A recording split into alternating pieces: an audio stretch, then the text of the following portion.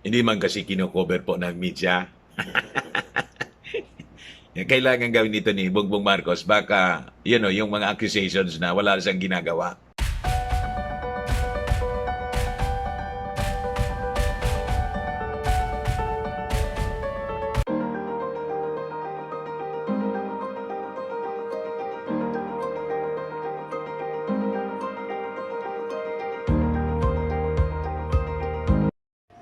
Hello po mga kababayan, kamusta po kayo? Gusto ko lang kayong i-update nitong balita ngayon. Breaking news sa disqualification, a petition to declare Bongbong Marcos a nuisance candidate. Ah, dinesisyon na po mga kababayan ng COMELEC yung petition na to. Sabi rito, the Commission on Elections has denied a petition to declare presidential aspirant Ferdinand Bongbong Marcos Jr. as a nuisance candidate. Pati po ito, may reklamo pala kay BBM. Of all candidates, siya pa yung finala ng mga pinklawan and mutations, mga kababayan na ideklara daw na nuisance. What? Kayo yung nuisance eh. So obviously, mga kababayan, hindi nuisance si Bongbong Marcos ta. Lagi nga pong landslide. Pagulo ba siya? Di ba siya seryoso? Mga kababayan ng kandidato? Tama po yung abogado ni Bongbong Marcos na itong mga reklamo po laban kay BBM, ito yung nuisance cases, trust cases mga kababayan. So isa-isa na pong ibinabasura ng Commission on Election. Mabuti naman po. May 6 pa na natitira. And yung unang dinesisyonan po, yung mga duplication, binasura rin. Duplicate cases. Pare-parehas, sabi ko nga. Parehas yung reklamo. Xerox copy man lang. Iba lang yung pumirma. Di ba? So sabi rito, 6 other cases filed against him before the agency have yet to be resolved. So, I think, sabi nga, before the holiday breaks, sabi sa balita the other day, yata yon, didesisyon na yata, mga kababayan, ng Commission on Election. So, the ruling penned by COMELEC Commissioner Socorro Inting said, the petitioner's reasoning that Ferdinand Bongbong Marcos Jr. put the election in mockery because of his purpose to have his family return to Malacanang Palace fails to convince. Hindi makumbinsi yung Commission on Election. Yun lang pala yung rason nila. Yan naman, kung babalik sila sa Palasyo Malacanang. In fact, the Filipino people, mga kababayan, is very much ready to welcome another Marcos in the palace and ready to reject any attempt of the Pinklawan to return to power. Baliktad na po ngayon. So, in reaction to this, sabi po ng abogado ni Bongbong Marcos, expected na anya namin. Bongbong Marcos camp said, expected na nila yung junking of this nuisance candidate petition.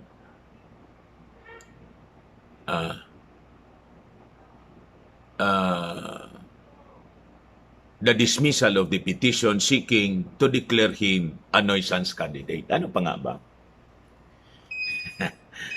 Di ba? Mga kababayan,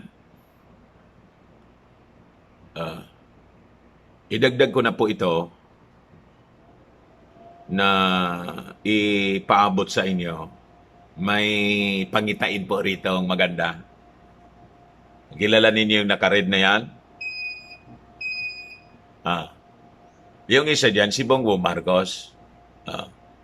Alam ninyo kung sino yung isa rito?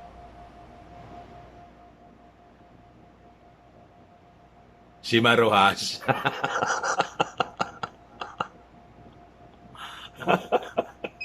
Bakit kaya? Ano yan? Sabi dito ni Doc Ram, ayan na, Mar meets BBM. Siyempre, si Marojas ay pinsang buo ni Lisa Marcos, asawa ni BBM. Galing sa Aldrich Araneta clan. Araneta yung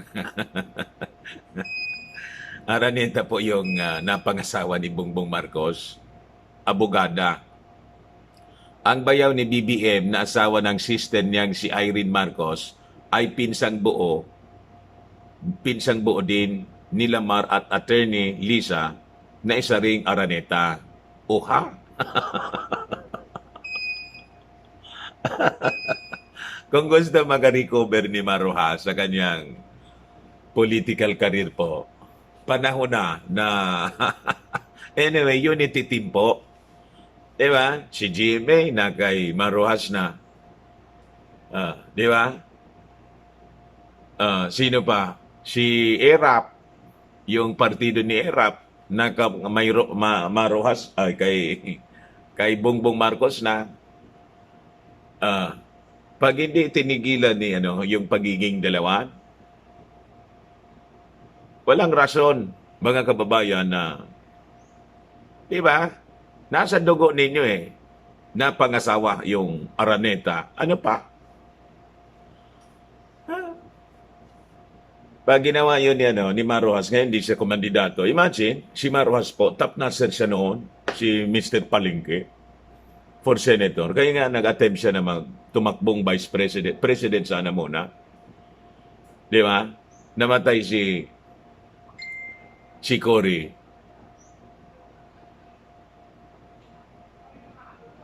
Biglang naging candidate po si Pinoy.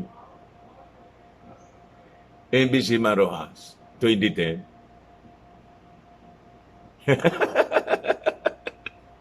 Si Marojas tumakbo. Vice President, talo ni Binay. Bumalik siya, mga kababayan, tumakbong senador, talo. Tumakbong presidente pala, talo. Ni Digong. Di ba?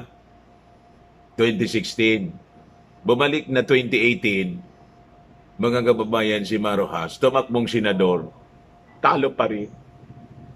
Why?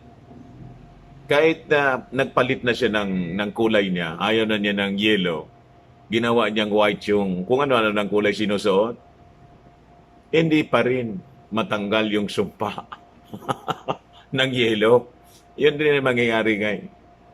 Lumi, kahit hindi na sa yellow yung kulay, pink na. Kahit anong kulay ninyo, kung hindi kayo tawag doon, magbabagong buhay. Magbagong buhay na kayo. Di ba? Hindi makakalimutan. Umanib kayo dito sa unit team. There's a possibility na baka yung mga mamamayang Filipino, i-consider uli kayo sa susunod na halala. Basta sumuport kayo.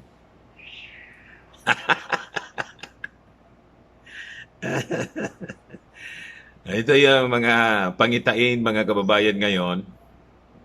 Dali lang po. May isa pa na gusto kong pakita sa inyo. Ito, maganda talaga itong pangitain. Kahon-kahon po yung kahon-kahon na yung dinideliver na mga relief ng unit team. Ito, doon sa mga nasalanta ng bagyong Odette.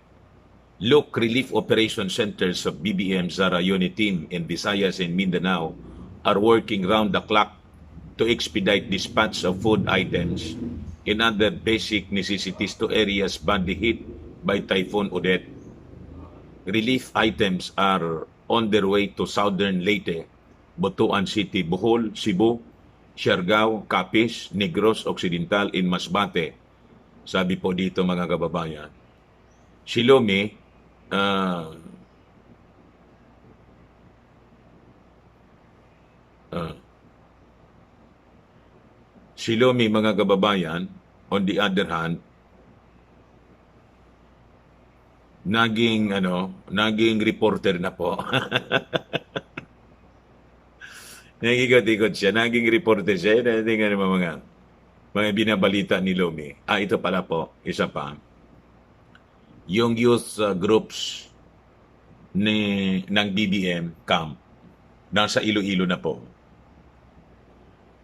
Yeah. Nagsagwa ang ating mga youth groups, sabi rito, ni Bongbong Marcos mismo, sa kanyang page. Yeah. Page yan ni Bongbong Marcos. Hindi man kasi kino-cover po ng media. Kailangan gawin nito ni Bongbong Marcos, baka, yung mga accusations na wala siyang ginagawa. Di ba? Buti na itong nakapublish, or else, sasabihin, tingnan mo si Bongbong Marcos. Panahon ng calamity, hindi mo makita. Di ba ganun ang akusasyon? Pero si Pinggalit po, yung mga youth, nagsagawa ng ang ating youth group sa Iloilo ng kanilang relief and feeding programs para sa mga naapektuhan ng bagyong Odette. Maliwanag ang bukas natin sa halimbawang pinapakita ng mga kabataan ngayon. Si Pinggalit po,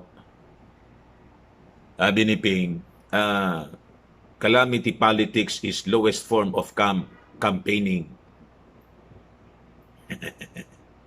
Nagalit siya, naalala niya yung Yolanda kasi siya yung rehabilitation czar ng Yolanda. Ilang pumapasok siguro sa isipan niya kung gaano kapalpak yung operation sa Yolanda po. Diba? Siya yung inappoint ng ating ni President Panot. Alam na ninyo, kahit hindi na natin pagkwentuhan, alam na ninyo yung nangyari hanggang ngayon. Noting that he has always helped calamity victims with or without elections, presidential aspirant Senator Ping Lacson slammed calamity politics as the lowest form of campaigning. Actually, ang nagsagawa nito, nag-publish nito, na nanawagan, si Pacman, siya yung calamity politics, engaging in calamity politics, itong dalawang ito, and nag-respond agad man si Lomi to use it as a tool for propaganda. But before pa sila nananawagan, before pang nanawagan si Manny, nagpapaking na pala si Bongbong Marcos. Thursday pa, Friday siya nagsasalita, Thursday nagpapaking na, automatic. si Bongbong Marcos, sabi niya, in fact, sabi ni Ping Lacson, in fact, I consider it abominable. Election or no election, we assist and help, period. Lacson said in a statement Friday. Lacson was asked about his reaction to the call made by Senator Manny Pacquiao for all presidential bets to come together for Filipinos affected by Typhoon Odette. Yun ang reaction niya. If it was done through private communication, I would have responded privately as well and offered whatever resources we can share at our disposal in a coordinated effort. Since it was done through media, it goes against my principled belief that calamity politics is the lowest form of campaigning. Lacson said his office as well as friends and supporters have helped Filipino affected by past calamities without fanfare and without any media coverage. Medyo nasaling yung ego niya, ni Ping. Tama naman yung statement niya. Hindi man dapat na tulad ni Lomi, mga kababayan, laging nakasunod yung, naging reporter na nga po. Tingnan niyo.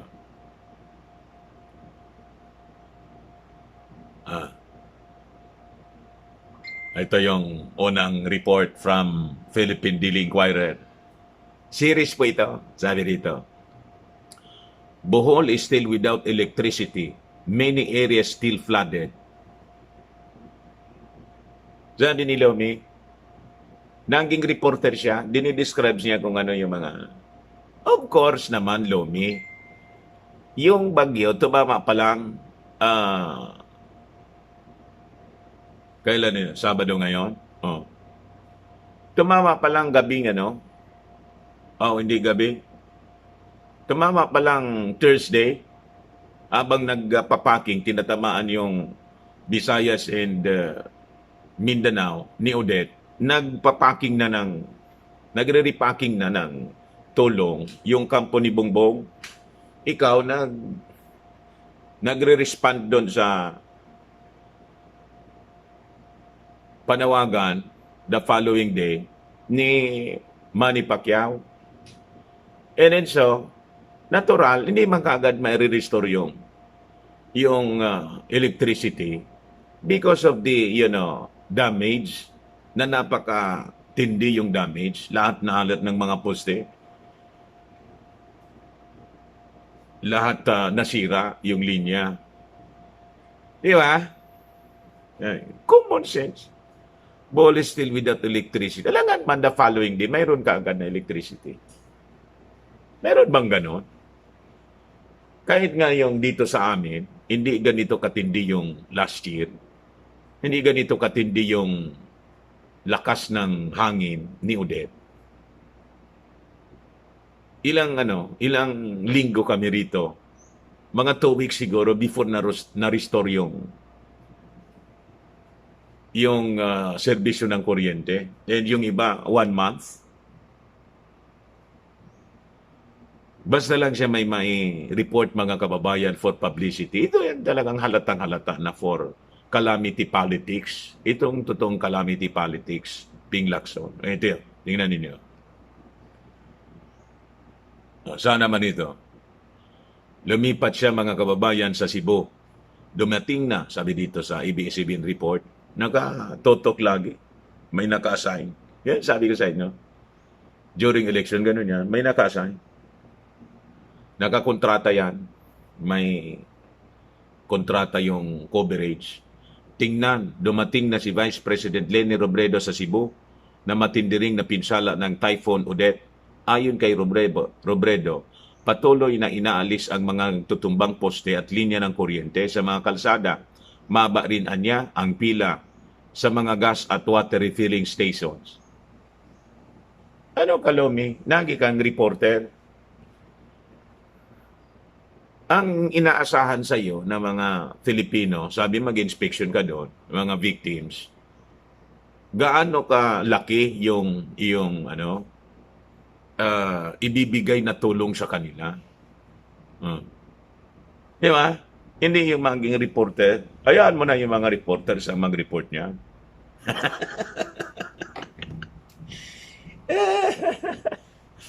Di ba? Hayaan mo na. Kaya lang, sabi ko sa'yo, nag-iikot siya para ma-feel yung presensya doon. It is because of, he just wanted to win the support of the, kasi ako, hands-on ako. Yan, sinabi niya, no? Dapat yung leader hands-on.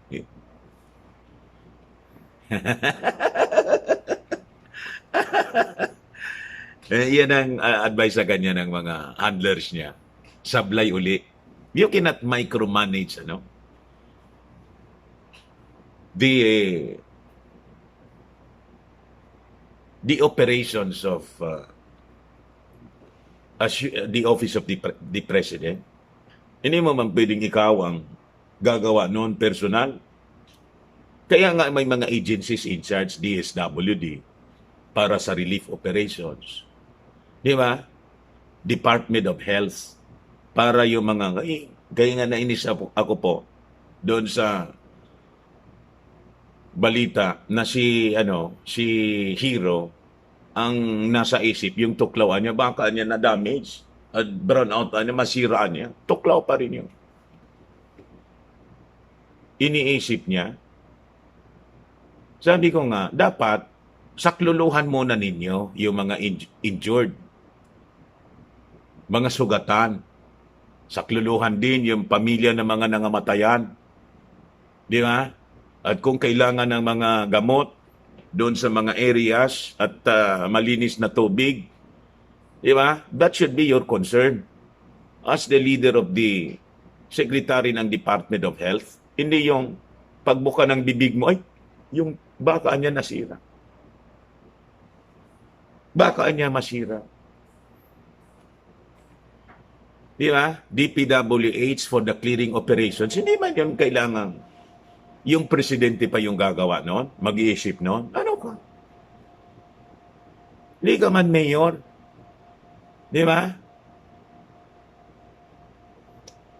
And I think ginagawa na yon outright as it is the regular functions ng mga agencies ng gobyerno.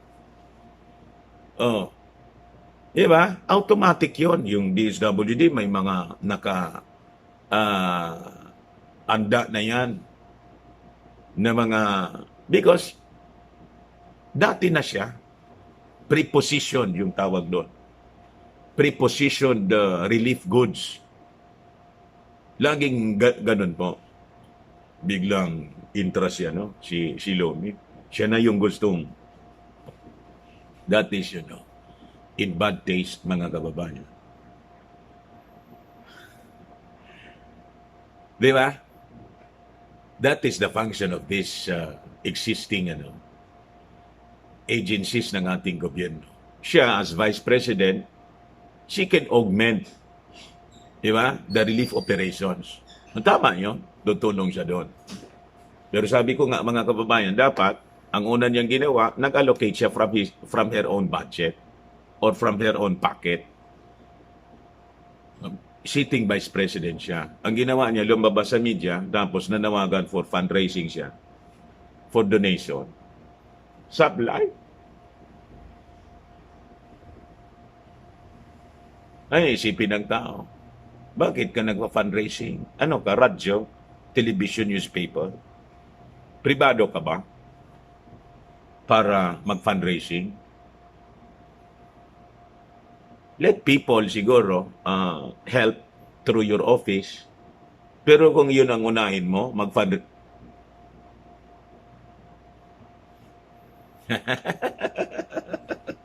Ngayon, yung trabaho naman ng reporter, inagaw niya.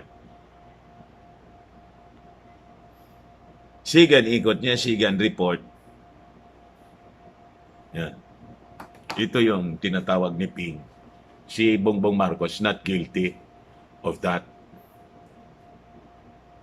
Si Bongbong Marcos, inaayos niya yung camp niya na maging smooth yung delivery ng mga relief. Di ba? So ganon, mga kababayan, ang normal. At walang coverage yung media. Kung nag-cover yung media, sa kanila yon. Wala siyang nakasunod na reporter na kung saan siya pupunta. Nandun na ka. Yon, Ping, ang tulig sa mo. Yung mga kasama mo sa mutation sa sa Pinklawan, sila yung calamity politics, using calamity as their tool to advance their political ambition. Yan ang totoo niya. Anyway, mga kababayan, yun lang po muna. A short video dito sa ating channel, Dante Talks. Maraming salamat. Close to, ilan na ba tayo? Yung subscribers natin. 23,000 plus na yata or close to 24,000 subscribers. Maraming salamat po. Ako po si Dante. Bye-bye po. God bless.